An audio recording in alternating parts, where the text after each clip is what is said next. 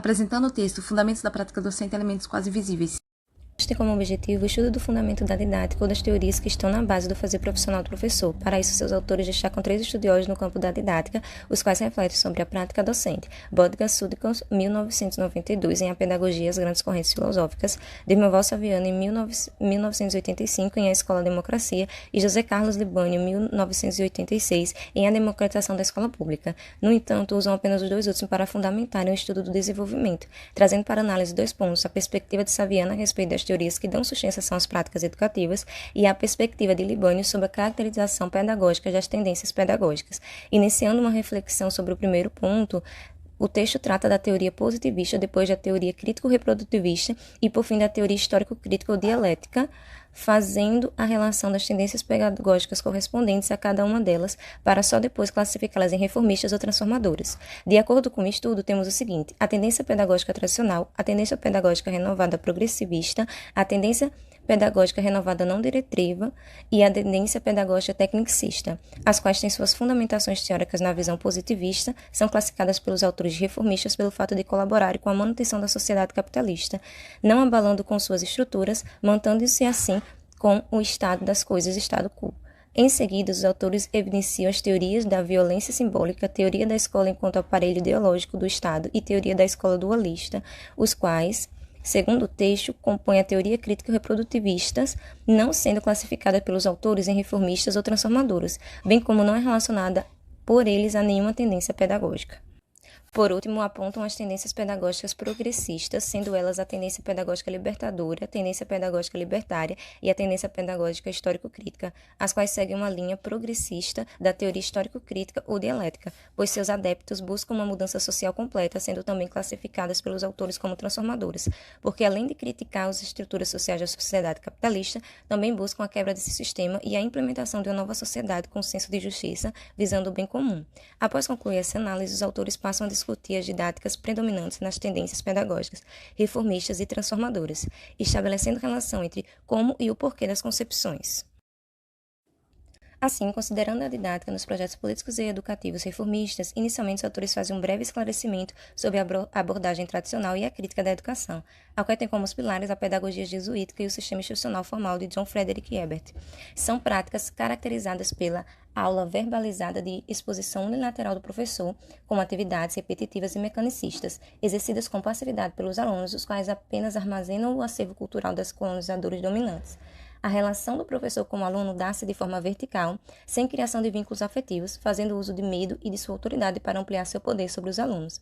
Eles também abordam uma tendência pedagógica renovada progressivista, a qual atua de forma a construir e organizar situações desafiadoras por meio de uma nova forma de ensinar que emerge e compreende que só se aprende a fazer fazendo. Essa concepção é proveniente do pragmatismo de John Dewey, para uma escola nova que foi utilizado pela pedagogia científica e pelo movimento escola novista, porque nela se entende que o mais importante é o processo da construção do saber do que a aquisição mecânica do produto final. Sendo assim, o aluno passa a estar no centro do seu processo de aquisição do conhecimento, para que o percurso de aprendizagem funcione como um caminho que os aprendizes perpassam das estruturas mentais mais simples para as mais complexas, fundamentando na capacidade de construir e descobrir respostas para o cotidiano. A tendência pedagógica renovada não diretiva enfatiza a formação de atitudes e a efetividade. O método é baseado na facilitação da aprendizagem, entendendo-se como um ato individual, onde aprender é modificar as concepções da realidade. Nessa concepção, é defendida uma didática que gere um clima propício e facilitador da comunicação do aluno com ele mesmo e com os outros. Sendo assim, o professor é auxiliar nas experiências, procurando desenvolver a inteligência, priorizando o sujeito e considerando-o inserido numa situação social. Dessa maneira, os alunos selecionam os conteúdos escolares de acordo com o grau de significação pessoal em sua consonância com suas motivações.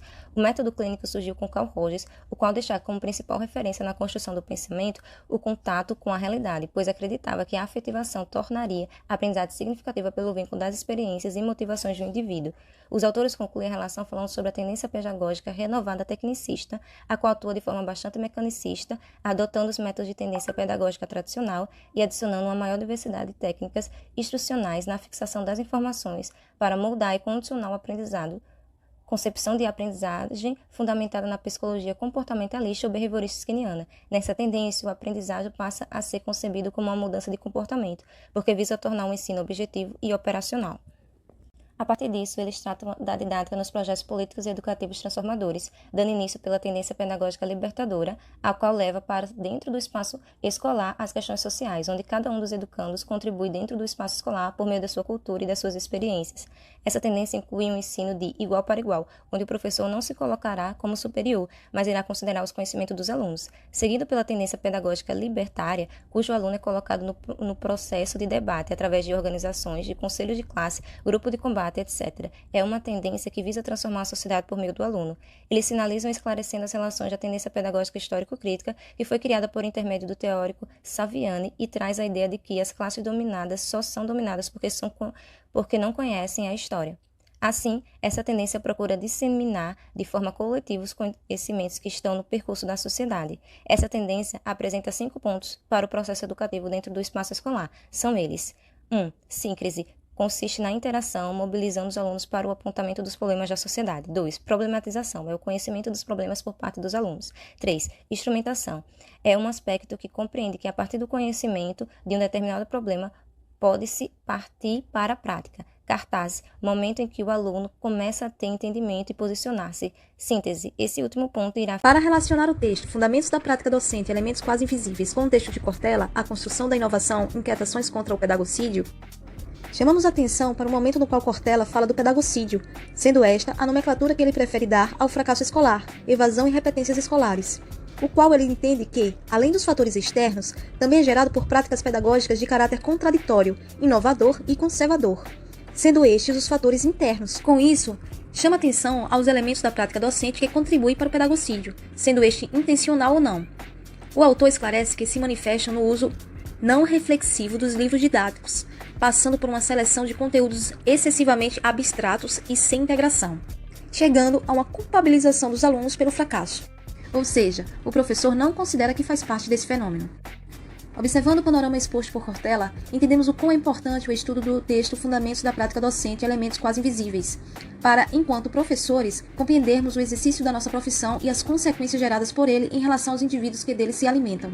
Ao se falar do projeto de educação, da forma como a escola se organiza e funciona, bem como da didática utilizada pelos professores, o texto Fundamentos da Prática Docente e Elementos Quase Invisíveis vai afirmar que esses elementos seguem tendências firmadas em ideais e valores fundamentados de acordo com os apostos teóricos hegemônicos de uma época e lugar específico.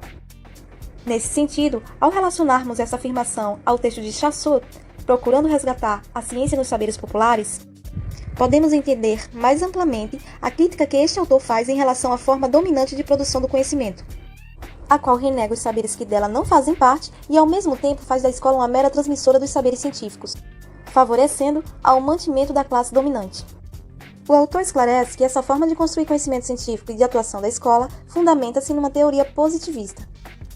Ou seja, podemos concluir que trata-se de uma herança do pensamento social europeu que se perpetuou pela dominação hegemônica desse povo sobre os outros povos, durante períodos e lugares específicos. Dessa forma, o que é afirmado por Chassot também está sendo afirmado por Farias, Salles, Braga e França, só que de uma maneira mais geral.